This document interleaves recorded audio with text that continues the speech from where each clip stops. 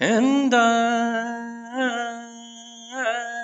will always LARP you.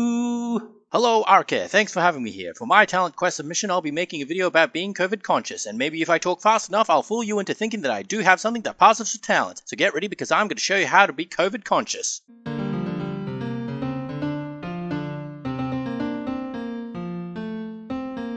COVID here in Australia, while a small concern compared to, say, America, is still on everyone's mind. As such, I'm here to teach you the ins and outs of surviving the pandemic and avoiding getting the virus and spreading it to others. Remember, COVID is the enemy and we're on the front lines of this battle, so it's our responsibility to ensure we're ready for it. The first step is to get vaccinated. Now, I'm not talking about the COVID vaccinations, which may or may not be available by the time this video is released. What I'm talking about is the common flu. And before you tell me that getting the flu has nothing to do with COVID, let me say, you're technically right. But you know what else is unrelated? Being paralyzed and being mugged. In other words, if you happen to get the common cold when you get COVID, it's like being paralyzed while getting attacked by that mugger. If you want to make sure you can get through that mugging without a scratch, you better make sure you can actually move before doing it, so don't be a dummy and don't get the flu. Speaking of the flu, if you have any symptoms, make sure you go get tested and wear a mask to reduce the odds of it spreading to others. And wear that mask properly. Just like armor, it's less than useless if it's not worn right. Trust me, I know. Sure, a mask might be uncomfortable and hard to breathe in, but if I can run around and fight in the summer heat with a metal helmet on my head for hours on end, you can put a piece of medical cloth over your mouth and nose for the time it takes you to pick up some milk. And don't tell me you don't work indoors with air conditioning,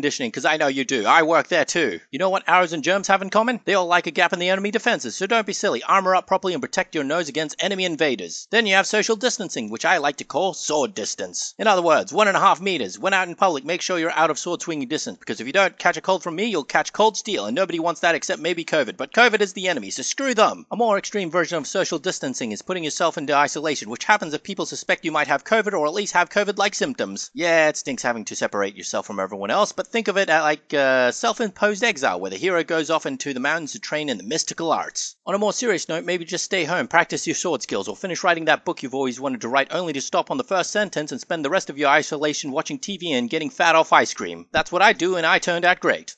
The sword skills part, not the ice cream part, that is. These gauntlets don't make me look fat, do they?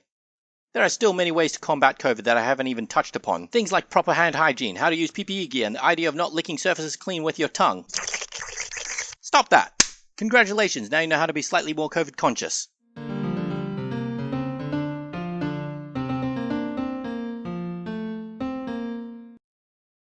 Meh, meh, meh, meh.